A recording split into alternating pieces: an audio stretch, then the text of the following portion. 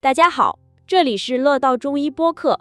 我們今天談論的主題是順時失真、應氣調治，靈樞40氣中的季節養生智慧。很高興和大家一起開啟這趟關於生命節律的探索之旅。其實說到季節養生，我們現在所處的環境跟2000多年前相比，真的是天壤之別了。太不一樣了。大家有沒有發現，現代人好像已經完全習慣了那種就是沒有四季邊界的生活。大夏天我們待在20幾度的空調房裡，恨不得穿着長袖外套，然後大冬天呢，卻在暖氣房裡吃着不知道從哪運來的反季大西瓜。是的，恆溫的舒適感加上隨時隨地能滿足口腹之欲的便利，讓人覺得我們好像已經可以完全掌控環境了。对，我們似乎隨時都能享受这種被科技包括的安全感。但是大家有沒有想過，我們的身體裡其實還裝着一個極其古老的節律時鐘？沒錯，那個時鐘可不是按照空調溫度來走的。就是說啊，如果我們強行打破它，各種莫名其妙的小毛病就全來了。比如早上起來臉龐浮腫，半夜小腿突然抽筋，或者到了冬天那個老寒腿準時發作，這些其實都是身體在瘋狂報警。這確實是現在人普遍面臨的健康困境。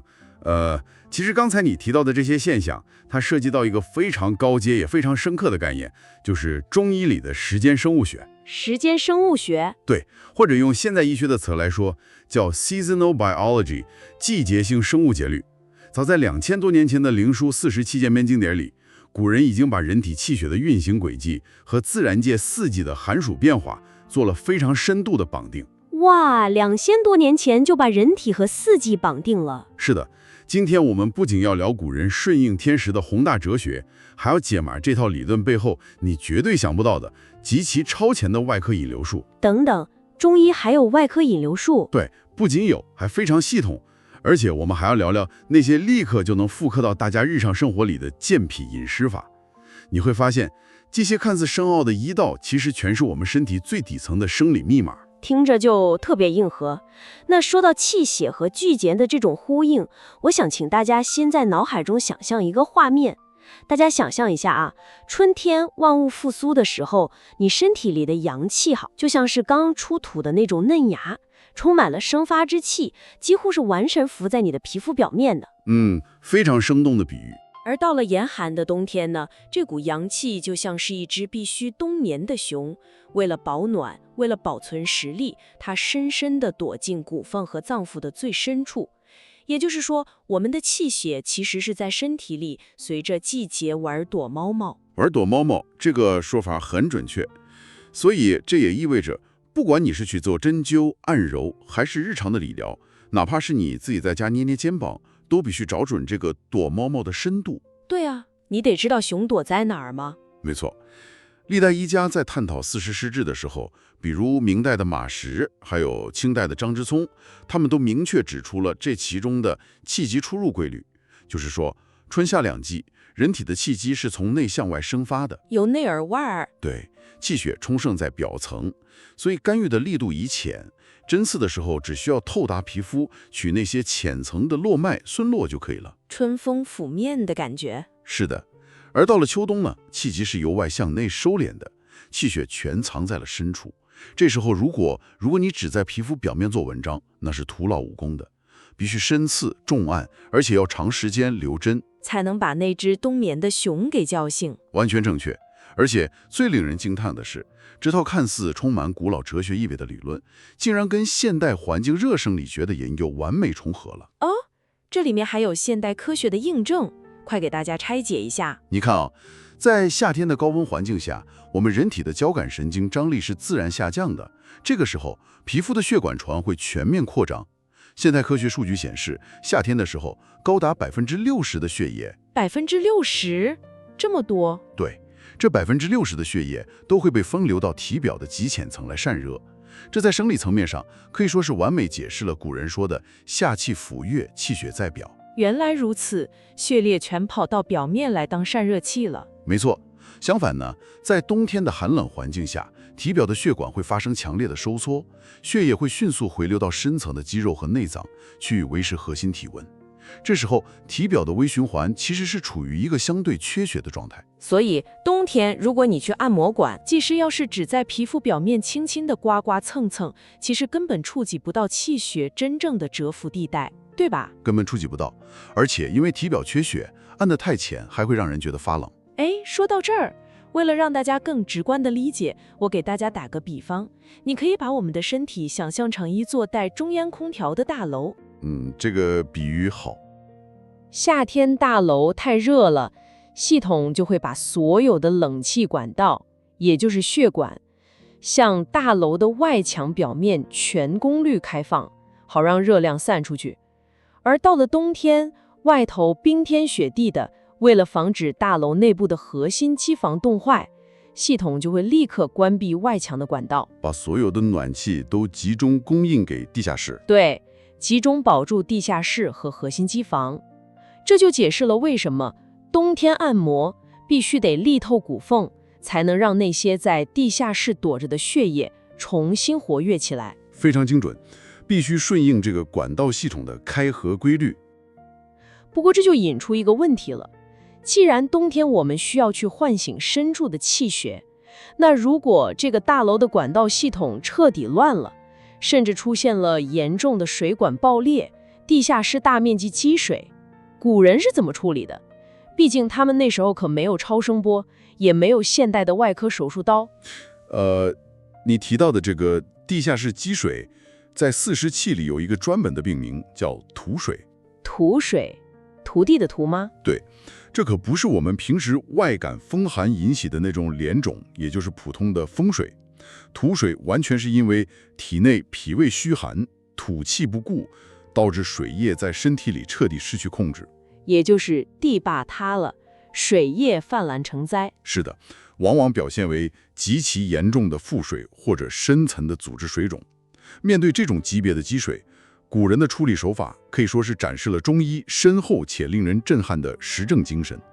他們採用了一種極其超前的外科引流術。2000多年前的外科引流，具體是怎麼操作的？操作非常精細。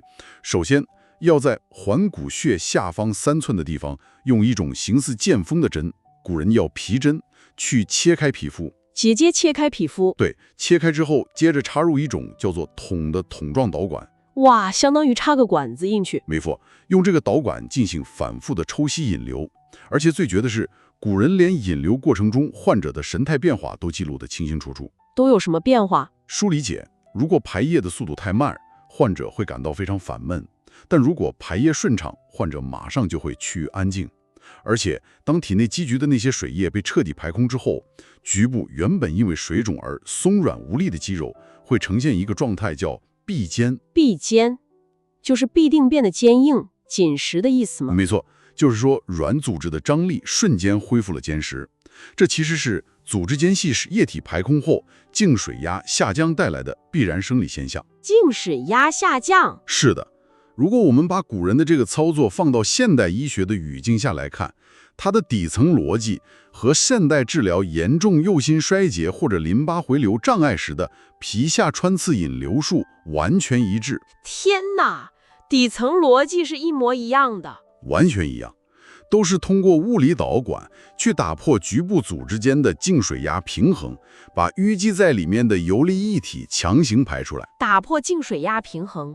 大家可以想象一塊吸飽了水的海綿，如果海綿周圍的水壓比海綿內部還要大，你怎麼擠，那水是永遠擠不出來的。沒錯，插入導管其實就是人為的開闢了一條阻力極低的通道，讓高壓區域的積水能夠順着通道迅速釋放出來。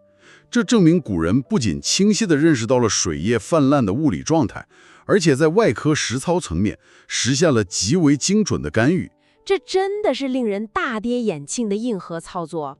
不過話說回來，把泛濫的水抽出來，其實只是治標的第一步吧？對，拔管之後才是真正的考驗。咱們大部分現代人雖然還沒到這種需要動用穿刺引流的嚴重地步，但是日常那種肚子沉甸甸的大便總是不成形，或者早上起來臉腫的像個發面饅頭，這種經歷可太常見了。這是典型的脾虛濕盛。对啊，而且我發現古人在給病人抽完水之後，還給出了一個長達135天，也就是跨越了3個節氣的嚴苛飲食調理方案。是的，這個方案非常關鍵。這裡面有一句核心口訣，我覺得簡直是現代職場人改善脾胃、除濕消腫的最低成本秘籍，叫方飲無食，方食無飲。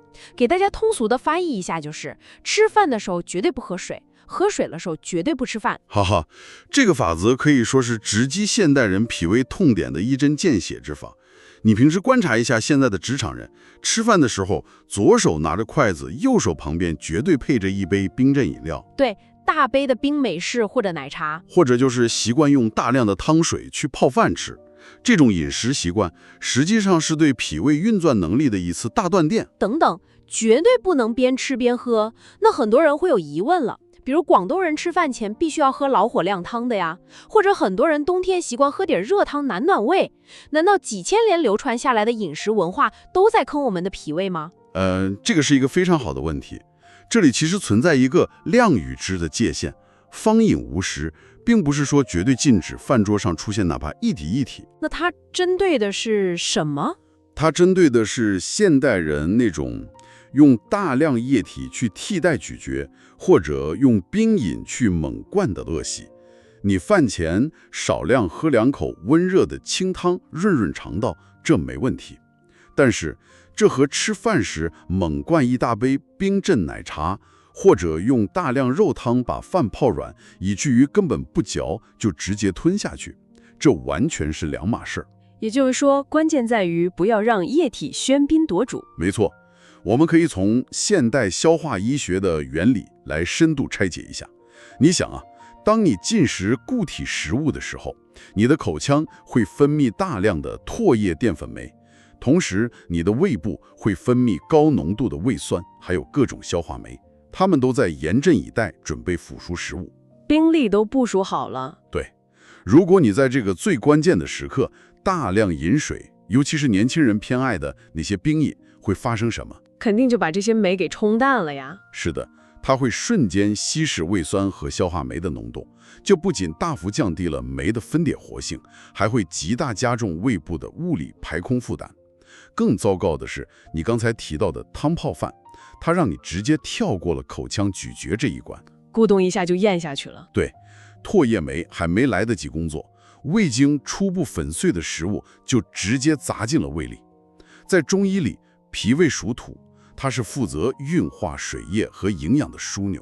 一旦這個樞紐因為這種違背生理的習慣而宕機了，水液沒法正常代謝，自然就會停滯在體內，然後就泛濫成災了。是的，就變成了你每天早上看到的那個水腫的臉和沉重的身體。這麼一說，完全豁然開朗了。我們經常花大價錢去找各種神奇的祛濕茶、消腫丸，結果最直達病灶的方案，古人2000年前就給出來了，把乾濕分開，不去稀釋胃液。這其實就是在最大程度地保護我們腸道的微環境。的確如此，大道至簡，飯水分離可以說是最低成本的養護。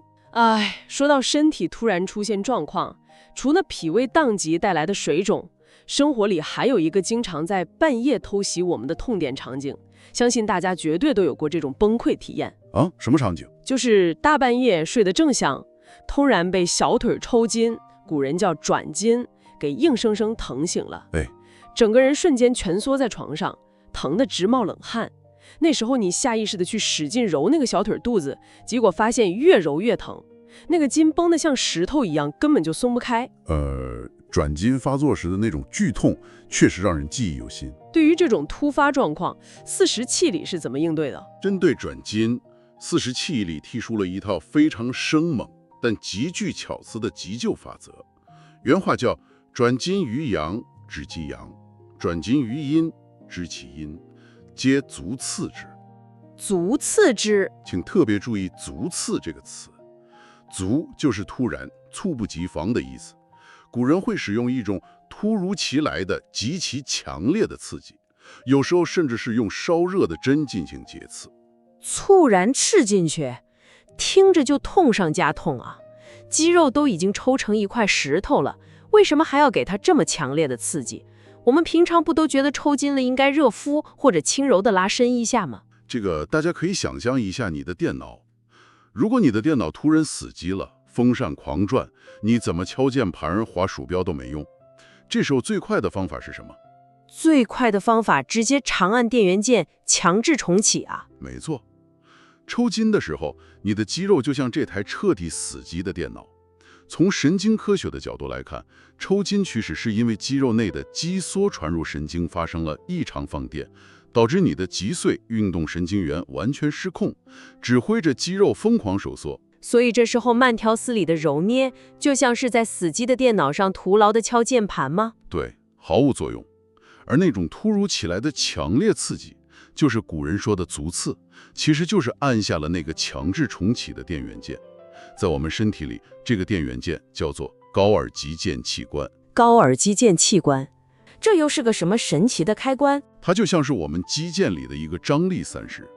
當你用極強的力度去突然刺激它時，高爾基腱器官會感受到一種瀕臨極限的巨大張力。為了防止肌肉被直接撕裂，它會立刻向大腦發送最高級別的警報。大腦收到警報會幹嘛？大腦會瞬間誘發一種強大的自身意識反射。這股反射信號就像拉下電閘一樣，會瞬間切斷之前那種異常放電的神經傳導，讓緊繃痙攣的肌肉在秒級時間內完成鬆解。哇，這就是足刺能瞬間解除劇痛的現代醫學真相，太絕了。是的，古人雖然不知道神經元和張力散射這些現在詞彙，但他們在無數次的臨床實踐中，精準地找到了人體的這個物理電閘。所以以後半夜再抽筋，大家可千萬別只顧着瞎揉一通了，得找準快門才行。其實聊到這裡，我覺得特別奇妙。不管是按下神經系統的重啟鍵，還是僅僅改變我們端起水杯的時機，只要順應了節律，就能給身體帶來如此巨大的改變。這正是中醫時間生物學的魅力所在。那不如我們現在就把這些智慧轉化成大家馬上就能用起來的日常微調，把節律真真切切地帶回生活裡。非常樂意，紙上得來終覺淺嘛。其實大家只需要改變幾個小習慣，首當其衝的就是四季的皮膚養護術。這個是怎麼做？記住我們前面探討的氣血躲貓貓原理。如果你現在正處於春夏季節，那麼無論是刮痧、拔罐還是日常的推拿，手法一定要輕，就像春風拂面一樣，排一排表層的熱和濕氣就足夠了。絕對不能用暴力的手法去深層撥筋，對吧？對，在這個生發的季節，重力撥筋會把你好不容易生發出來的陽氣給壓制回去，適得其反。沒錯。而如果你現在處於秋冬季節，氣機正在內收閉藏，這個時候大家就盡量不要去做大面積的重度刮痧了，尤其是那種刮出滿杯紫黑淤血的，那樣會嚴重泄露你辛苦冬藏的元氣。所以秋冬最好的物理保養其實是熱敷理療，或者是針對穴位的定點伸壓，力量必須順着肌肉的紋理透達骨縫去溫和地喚醒那些蟄伏在深處的冬眠的熊，為來年的春氣生發儲備能量。說得太好了，除了順應40的理療，那套健脾除濕的飲水法，我也強烈建議大家從今天起就實操起來。怎麼喝？給大家個具體時間表。喝水盡量安排在飯前半小時或者飯後1個半小時進行。當你坐下來吃飯的時候，請專心致志地咀嚼食物，每一口盡量咀嚼30次以上。30次，把食物嚼成糊糊。對，讓食物充分與你的唾液混合，用自身原生的酶去開啟消化的第一步，而不是大口喝水去把食物順下胃。只要你堅持這個習慣1個月，脾胃運化的負擔會大大減少，面部浮腫和飯後腹脹的問題自然會得到極大的改善。這絕對是現代人最低成本改善體質的實用指南了。另外啊，關於剛才說的半夜抽筋急救，我也給大家支個不用動針的實操大招。哦，不用針怎麼模擬足刺？如果半夜小腿肚子突然抽筋，先別慌，也別瞎揉，你可以隨手拿一個圓珠筆的筆帽，或者直接用你大拇指的指甲尖死死對準小腿肚正中間，大約就在委中穴到承山穴之間的那個經節的中心點，重重的電按下去。刺激那個張力 sensor。對，就那一下，要銳利，要沉痛。完美模擬古人那種租刺強制重啟的感覺。你會發現緊繃的肌肉瞬間就能鬆解開來。這個方法非常實用。當然了，除了應對這種突發狀況的急救，日常的經絡養護同樣是維持生命節律的關鍵。推薦大家每天可以抽出3-5分鐘，按揉一下腿上的足三里和三陰交。足三里調脾胃，三陰交養血。沒錯，足三里是中焦運化的馬達，三陰交能滋養陰液，調和氣血。在揉按的同時，順應四時的變化去吃當季的蔬果，把這些細節融入日常，其實就是最高效的養生。真的，其實今天一路聊下來，當我們撥開那些晦澀的文言文詞彙，卻重新審視《靈樞四時氣》的時候，會發現它想要告訴我們的核心真相非常震撼。是的，就是我們人體的健康從來都不是一套孤立運轉的機器，不是說哪裡壞了修哪裡，哪裡塞了通哪裡這麼簡單。我們的身體是一個與天地、日月、四季同頻共振的微觀生態系統。非常認同，人與自然本就是一體的，順應這種天然的節律而動，才是最高級的療癒之道。其實在這個科技高度發達的時代，我們手腕上每天都帶着各種高級的智能手錶，它們在精準地監測着我們的靜息心率、血氧、賽饱和度，還有深度睡眠的時長。數據越來越精確了。但是在被這些密密麻麻的數字包圍的今天，我們是不是反而喪失了向內傾聽自己身體感受的能力？這個問題太發人深省了。我們習慣了看數據，卻忘了感受自己。也許對身體最好的一次體檢，根本不是去看那張冷冰冰的指標報告單，而是暫時關掉手機，安靜下來，深呼吸，去認真感受一下你體內的氣血流動。此時此刻，大家不妨問問自己，你的身體正處於人生的哪一個季節呢？順應它，接納它，這就是最好的養生。沒錯，這裡是樂道中醫，每一次聆聽都是一次療癒。下期我們再慢慢聊，再見。